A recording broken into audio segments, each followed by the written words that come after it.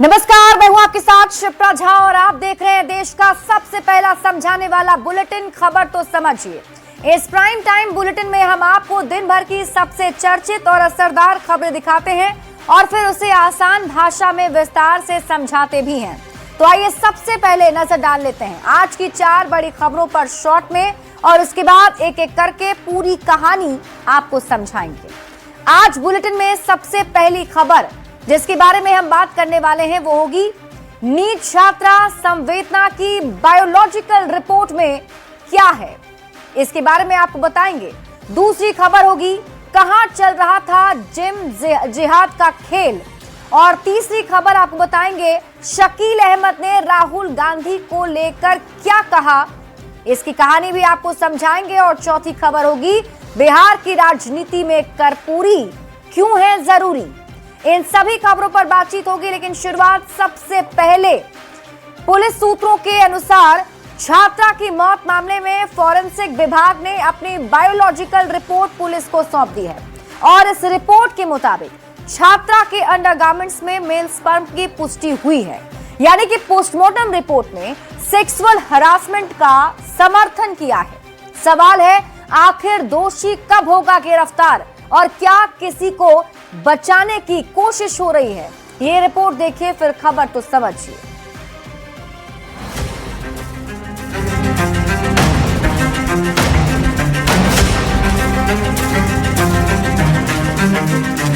जहानाबाद की छात्रा संवेदना की मौत मामले में पुलिस की भूमिका और एसआईटी की जांच पर उठ रहे सवालों के बीच पुलिस की पहली थ्योरी पर सवाल उठाता एक और बड़ी जानकारी सामने आई है।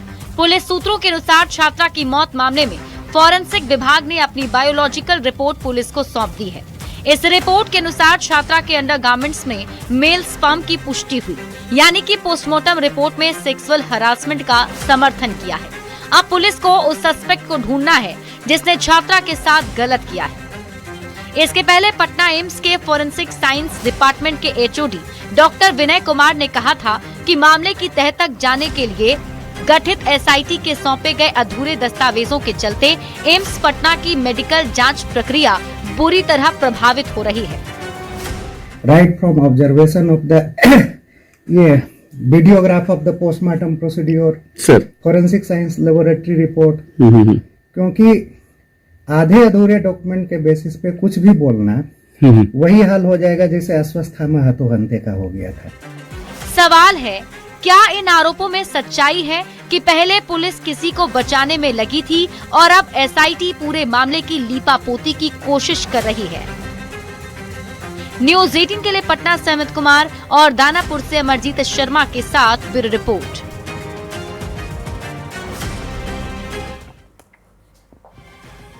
देखिए, इस पूरे मामले पर पुलिस की कार्यशैली पर सवाल उठ रहे थे और सवाल इसलिए उठ रहे थे क्योंकि पुलिस ने जो थ्योरी दी उससे इतर रिपोर्ट कह रहा है। आइए अब आपको खबर को समझाते हैं।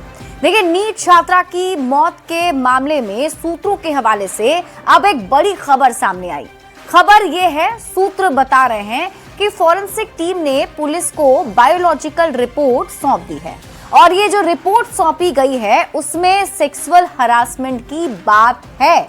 इसकी पुष्टि ऐसे हो रही है कि छात्रा के अंडरगारमेंट में स्पर्म मिले हैं जो रिपोर्ट बता रहा है। यानी अब साफ साफ तो नहीं कह सकते कि रेप हुआ था, लेकिन सेक्सुअल हरासमेंट की बात तो सामने इस रिपोर्ट से जरूर आ गई है। अब आप सवालों के जरिए खबर को समझिए। आखिर पुलिस ने शुरू में रेप से इनकार क्यों किया था, क्योंकि शुरुआती जब ये मामला सामने आया, पुलिस का पहला बयान आया तो पुलिस ने इसमें रेप की आशंका से इनकार किया था। फिर पीएमसीएच की रिपोर्ट से पहले रेप से इनकार कैसे कर दिया, ये सवाल उठता है। सवाल ये भी पूछे जा रहे हैं कि डॉक्टर की शुरुआती रिपोर्ट आखिर किस आधार पर बनी, पुलिस ने उसी को अंतिम रिपोर्ट आखिर क्यों मान लिया। सवाल ये, क्या एसएचओ रोशनी कुमारी ने जांच को प्रभावित किया। सवाल ये, क्या पुलिस आरोपियों को बचाने में लगी थी। 3 लोगों को क्यों और किस आधार पर पुलिस ने छोड़ा। सवाल ये भी, क्या वे हॉस्टल छात्रा या स्टाफ से जुड़े थे। मोबाइल से सुसाइड सर्च की कहानी आखिर किसने बनाई। ये तमाम सवाल हैं, अनसुलझे सवाल हैं जिसके जवाब जानने बेहद जरूरी हैं। घर वालों के कहने के बाद भी जिस ढंग से रेप के आरोप को नकारा गया, उसके बाद संवेदना के घर वालों ने कई लोगों पर आरोप लगाए। संवेदना के घर वालों ने जो आरोप लगाए हैं उसके आधार पर कोई एक दो नहीं बल्कि 5 लोग संवेदना की मौत और उसके बाद की स्थिति के लिए जिम्मेदार हैं। तो आइए जिन जिन लोगों पर आरोप लगा है उनके नाम भी जान लेते हैं और उन पर आरोप क्या लगाए गए हैं ये भी आपको बताते हैं। सबसे पहला नाम सामने आता है रोशनी कुमारी का। रोशनी कुमारी एसआई, पहली रिपोर्ट ही उन्होंने गलत बनाई। इसके बाद जो दूसरा आरोप लग रहा है वो है अभिनव कुमार पर। एएसपी अभिनव कुमार पर भी आरोप ये है कि बिना जांच किए थाना प्रभारी की रिपोर्ट उन्होंने मान ली। तीसरा आरोपी जिस पर आरोप लग रहे हैं वो है परिचय कुमार, एसपी पटना पूर्वी के, क्योंकि बिना पोस्टमार्टम रिपोर्ट के उन्होंने इस पूरे मामले को सुसाइड बता दिया। इसमें चौथे आरोपी डॉक्टर सतीश बताए जा रहे हैं प्रभात मेमोरियल के। महिला डॉक्टर का हवाला देकर रेप से उन्होंने इनकार कर दिया। शरीर पर चोट बताया। कार्तिकेय शर्मा, एसएसपी पटना, इन पर भी आरोप है क्योंकि मामले की पड़ताल इन्होंने की ही नहीं, बिना किसी पड़ताल किए रिपोर्ट पर भरोसा कर लिया और स्टेटमेंट बता दिया। और इन 5 पर आरोप संवेदना के परिजनों ने लगाए हैं। ये आरोप इसलिए लगाए गए हैं क्योंकि एक के बाद एक जो बयान आए उसमें वापस कभी उस रिपोर्ट को जांच नहीं किया गया बल्कि उसे ही अंतिम रिपोर्ट मान लिया गया। अब देखिए, सबसे गंभीर आरोप एसएचओ रोशनी कुमारी पर लगाए हैं जिन्हें एसआईटी में शामिल नहीं किया गया था। लेकिन 19 जनवरी को एसआईटी की टीम जब जांच करने के लिए उसी शंभू हॉस्टल में पहुंची थी जहां संवेदना रहती थी, तो उनके साथ रोशनी कुमारी भी दिखी। उसके बाद यह सवाल उठाया गया था कि एसएचओ रोशनी कुमारी एसआईटी के साथ जांच के लिए आखिर क्यों गई, यानी जिन लोगों पर छात्रा के घर वालों ने शक जताया था वो जांच टीम के साथ क्यों दिखे, ये सवाल भी पूछे गए। हालांकि देखना होगा बायोलॉजिकल रिपोर्ट के सामने आने के बाद पुलिस इसमें क्या अलग खुलासा करती है। बढ़ते आगे और बात अगली खबर की, और अब एक खबर पड़ोसी राज्य उत्तर प्रदेश से। मिर्जापुर में जिम की आड़ में धर्मांतरण मामले में पुलिस ने मास्टरमाइंड पर शिकंजा कस लिया है। फरार जिम मालिकों में से एक इमरान खान को पुलिस गिरफ्तार कर चुकी है। पुलिस ने मुख्य आरोपी जिम मालिक इमरान खान को दिल्ली से गिरफ्तार कर लिया, जबकि दूसरा 25,000 का इनामी अब भी फरार है। ये रिपोर्ट देखिए फिर खबर तो समझिए।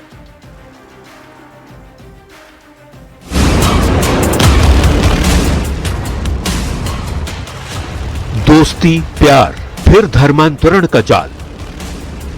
धर्मांतरण की कसरत, लव के पीछे नफरत। जिम जिहाद। उत्तर प्रदेश के मिर्जापुर से निकला यह शब्द आजकल पूरे देश में चर्चा का विषय बना हुआ है। खुलासा तब हुआ जब जिम में दोस्ती, प्यार और धर्मांतरण के जाल की पीड़ित लड़कियों ने पुलिस को बताया।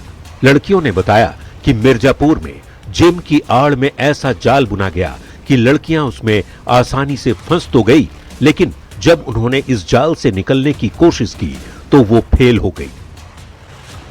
जैसे जैसे जांच तेज की, जिम जिहाद के रैकेट का पर्दाफाश होता गया। खुलासा होता गया ब्लैकमेलिंग और एक्सटॉर्शन का। आरोपियों पर 6 अलग अलग जिम में लव जिहाद की साजिश रचने का आरोप है। जिम के सभी मालिक, ट्रेनर और स्टाफ एक ही परिवार के सदस्य हैं। 70 से ज्यादा हिंदू लड़कियों को शिकार बना चुके हैं। फ्री पर्सनल ट्रेनिंग का ऑफर देकर हिंदू लड़कियों को फंसाते थे। मजाक में हिजाब पहनाकर लड़कियों के वीडियो बनाते हैं, फिर ब्लैकमेल करते हैं। एक ट्रेनर के मोबाइल से 50 से ज्यादा हिंदू लड़कियों के आपत्तिजनक वीडियो मिले। निजी वीडियो से ब्लैकमेल कर धर्मांतरण का दबाव बनाते और फिर भारी रकम भी वसूलते थे। बड़ी बात है कि सभी आरोपी 4 साल में करोड़ों के मालिक बन गए। 8 में से 6 आरोपियों को पुलिस पहले ही गिरफ्तार कर चुकी थी। 25,000 का इनामी अशफाक खान अब भी फरार है, जबकि मुख्य आरोपी इमरान खान दुबई भागने की फिराक में था, जिसको पुलिस ने दिल्ली से दबोचा है। हमारे हस्बैंड को 23 तारीख को सुबह 4 बजे दिल्ली पुलिस से, एयरपोर्ट से मिर्जापुर की पुलिस ने ले लिया है, उनको उठा लिया है वहां से। इमरान के कनेक्शन दुबई और मलेशिया से भी जुड़े हैं। वह कई बार इन देशों की यात्रा कर चुका है। पुलिस को इस रैकेट से और लोगों के जुड़े होने का भी शक है। राज्य महिला आयोग ने भी इस मामले पर चिंता जताई है। Bureau report, news 18। तो फिलहाल इस खबर की चर्चा पूरे देश भर में हो रही है, लेकिन इसके पीछे का पूरा मामला क्या है, पूरी कहानी क्या है, वो हम आपको एक एक करके समझाते हैं। जिम जिहाद वाली खबर को अब आप समझिए।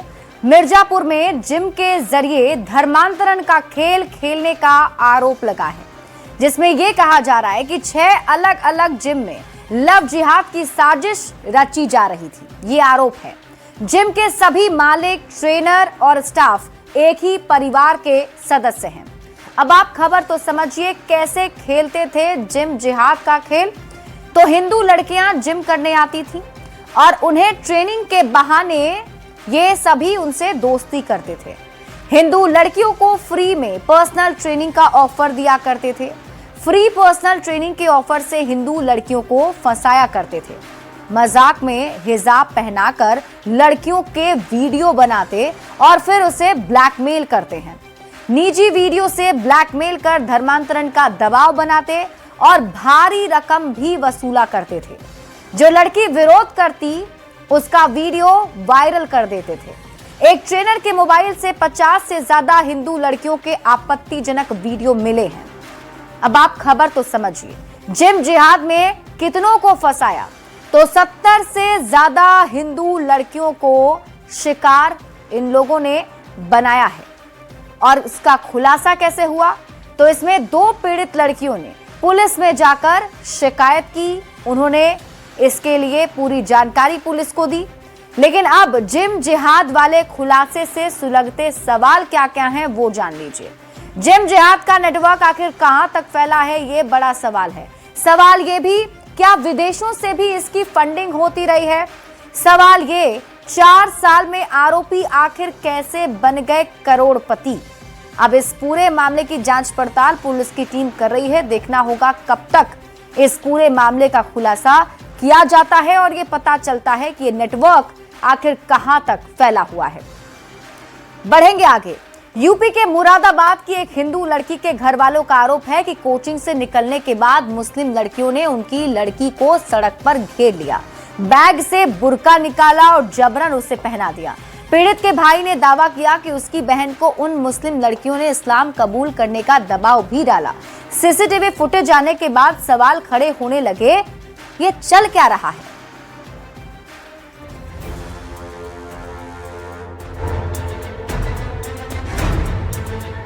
इस तस्वीर को देखिए। कुछ लड़कियां एक लड़की को बुर्का पहना रही है। तस्वीर मुरादाबाद की है। बुर्का पहना रही लड़कियां मुस्लिम समाज की है, जबकि जिसे पहनाया जा रहा वो लड़की हिंदू है। इस तस्वीर ने एक नई बहस छेड़ दी है, क्योंकि लड़की के भाई का आरोप है कि स्कूल की 5 मुस्लिम लड़कियों ने कोचिंग से निकलने के बाद उसकी बहन को सड़क पर घेर लिया, बैग से बुर्का निकाला और जबरन पहना दिया। पीड़ित के भाई ने दावा किया कि उसकी बहन को उन मुस्लिम लड़कियों ने इस्लाम कबूल करने का दबाव भी डाला। जो मेरी बहन है ये उनके साथ होटल में जाती थी, मतलब कुछ खाने, क्योंकि होटल जो क्राउन फैमिली रेस्टोरेंट है एक, उसमें कुछ खाने गई होंगी। इन्होंने वहां पर कुछ ऐसा मिला दिया जिसकी वजह से मेरी बहन का ब्रेन चेंज हो गया थोड़ा, या माइंड वॉश कह सकते हैं आप, इस टाइप से। तो ये जो कह रही थी मेरी बहन वही कर रही थी। पुलिस ने लड़की के घर वालों की शिकायत के बाद 5 लड़कियों पर मुकदमा दर्ज कर जांच शुरू की। में थाना बिलारी पर सुसंगत धाराओं में एफआईआर पंजीकृत कर ली गई है। 5 नामजद लोगों के खिलाफ में एफआईआर हुई है। इसमें हम लोग साक्ष्य संकलन कार्रवाई कर रहे हैं और अन्य विधिक कार्रवाई प्रचलित है। बता दें, मामले का शुक्रवार को सीसीटीवी सामने आया था, जिसके बाद मामले का पता लड़की के घर वालों को चला। बताया जा रहा है पीड़ित और आरोपी लड़कियां एक ही स्कूल में 12वीं कक्षा में पढ़ती हैं। सभी की उम्र 15 से 17 साल के बीच है। साथ में कोचिंग भी जाती हैं। घटना 20 दिसंबर की है। Bureau report, news 18। अब इस वीडियो के वायरल होने के बाद कई सवाल उठ रहे हैं। उन सवालों को हम आपको बताएंगे, लेकिन उससे पहले आप इस पूरी खबर को समझ लीजिए। देखिए, यूपी के मुरादाबाद की एक हिंदू लड़की से जुड़ा ये पूरा मामला बताया जा रहा है। जो तस्वीरों में आप देख भी पा रहे होंगे, लड़की के घर वालों का मुस्लिम लड़कियों पर बहुत आरोप भी है। हिंदू लड़की को जबरन बुर्का पहनाने का आरोप परिजन इन मुस्लिम लड़कियों पर लगा रहे हैं। बुर्का पहनाने का सीसीटीवी फुटेज भी सामने आया है। यही नहीं, हिंदू लड़की के भाई ने 5 मुस्लिम लड़कियों पर गंभीर आरोप लगाए हैं। हिंदू लड़की पर इस्लाम कबूल कराने का दबाव बनाने का आरोप भी लड़की के भाई ने इन 5 मुस्लिम लड़कियों पर लगाया है। 5 मुस्लिम लड़कियों पर मुकदमा दर्ज। सवाल है कि आखिर ये हो क्या रहा है? कहीं जिम जिहाद तो कहीं बुर्का पहनाने का दबाव। क्या कोई खास तरह का जिहादी षड्यंत्र चल रहा है? क्योंकि ये तस्वीरें कुछ यही बयां करती है। बढ़ते हैं आगे और बात अगली खबर की। पूर्व कांग्रेस नेता शकील अहमद ने राहुल गांधी पर बहुत बड़ा हमला बोला। शकील अहमद ने राहुल गांधी को भारतीय राजनीति का सबसे डरपोक और इनसिक्योर नेता बता दिया है। उन्होंने कहा कि राहुल गांधी को मजबूत और सीनियर नेता को पसंद नहीं करते, उन्हें बॉस वाली फीलिंग चाहिए। अब शकील अहमद का राहुल गांधी पर सबसे बड़े हमले ने बिहार का राजनीतिक पारा हाई कर दिया है। ये रिपोर्ट देखिए।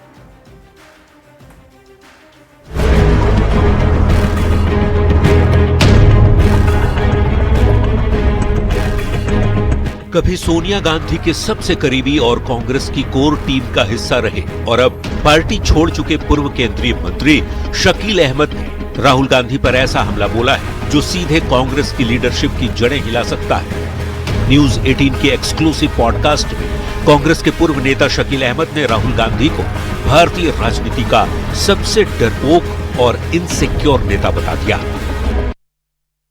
डरपोक एक शब्द है, बहुत अच्छा शब्द नहीं है मगर मैं इस्तेमाल कर रहा हूं।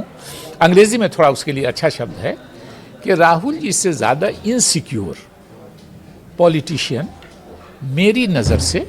शकील अहमद का आरोप है कि राहुल गांधी मजबूत और सीनियर लीडर्स को पसंद नहीं करते, उन्हें बॉस वाली फीलिंग चाहिए, जिसको उनको आप जी कहना पड़ता है।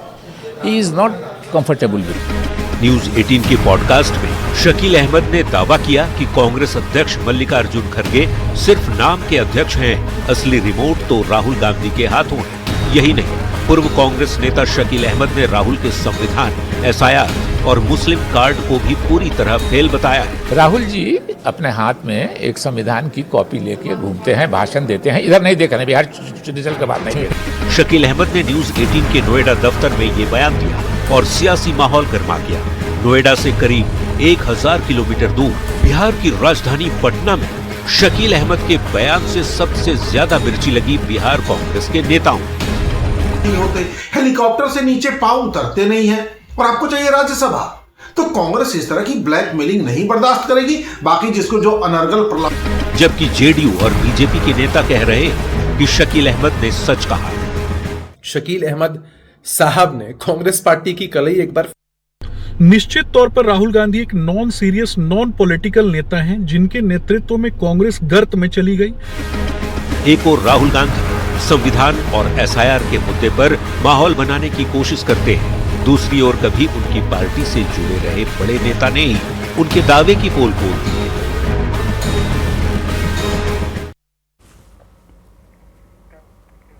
दिल्ली में हुए कांग्रेस की बैठक में सभी कांग्रेस विधायकों ने एक स्वर में पार्टी नहीं छोड़ने का भरोसा दिलाया, लेकिन उन्होंने कहा कि सभी की राय है कि अकेले बिहार में हम लड़े, जिस पर बिहार में सियासी बयानबाजी फिर से तेज हो गई है। बिहार कांग्रेस को दिल्ली दरबार से बड़ी राहत मिली है। विधानसभा में चुनाव जीतने वाले जिन 6 विधायकों के टूट की अटकलें तेज थी, वो पार्टी के शीर्ष नेतृत्व से मुलाकात के बाद एकजुट रहने की बात करने लगे हैं। लेकिन इस बैठक ने एक बार फिर कांग्रेस और आरजेडी के गठबंधन पर सवालिया निशान खड़ा कर दिया है, क्योंकि बैठक के बाद वाल्मीकि नगर से कांग्रेस विधायक सुरेंद्र प्रसाद ने कहा कि सभी की राय है कि अकेले बिहार में हम लड़े। राहुल जी का भी मत यही है कि अलग लड़ना चाहिए। राहुल जी का भी मत यही है कि हम लोग अलग लड़ेंगे।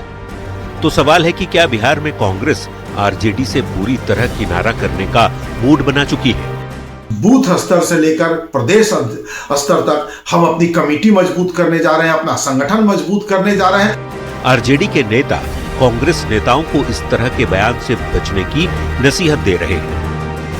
जो लोग इस तरह का बयान देते हैं उनको शीर्षस्थ नेतृत्व और शीर्षस्थ नेतृत्व के स्तर से जो बातें सामने आती है उसको भी देखना चाहिए। तो दूसरी ओर बीजेपी के नेता कांग्रेस और आरजेडी के रिश्ते पर तंज कसना नहीं भूलते। दिल्ली की बैठक में कांग्रेस ने मान लिया कि आरजेडी बोझ है। अब ये भी मान ले कि बिहार में वे खुद बोझ बन चुकी है।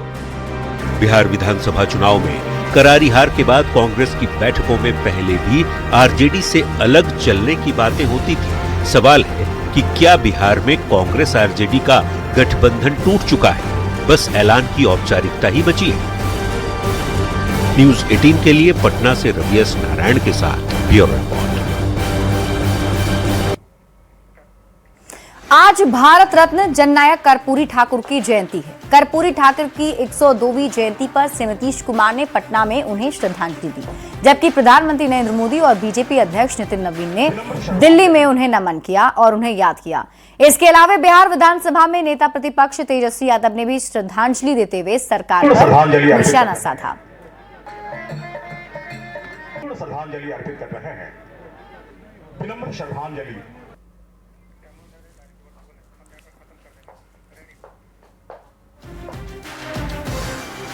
और अब आप खबर तो समझिए। कर्पूरी ठाकुर की 102वीं जयंती थी और आज इसे धूमधाम से मनाया गया। दिल्ली में पटना में पीएम मोदी ने कर्पूरी ठाकुर को नमन किया और संदेश दिया, तो पटना में से नीतीश कुमार ने श्रद्धांजलि अर्पित की और पटना में तेजस्वी यादव ने भी उन्हें श्रद्धांजलि अर्पित की। अब आप खबर तो समझिए। बिहार की राजनीति में कर्पूरी आखिर क्यों जरूरी है? देखिए, कर्पूरी ठाकुर 2 बार बिहार के मुख्यमंत्री रहे हैं। ईमानदार छवि राजनीति में मिसाल है। कर्पूरी ठाकुर को जननायक कहा जाता है और कर्पूरी ठाकुर पिछड़ा अति पिछड़ा समाज की पहचान है।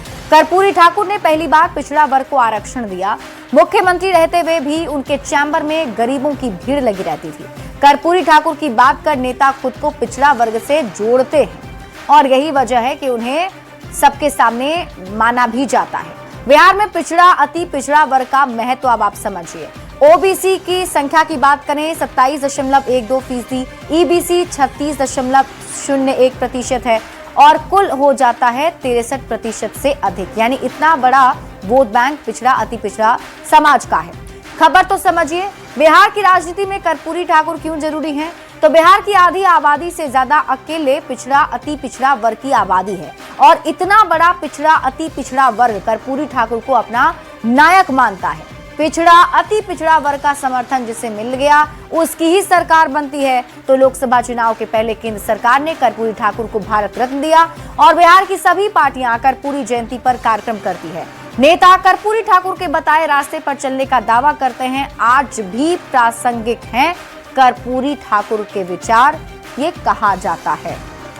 और इसी के साथ इस बुलेटिन में अभी के लिए बस इतना ही। आप देखते रहिए न्यूज़ 18 बिहार झारखंड।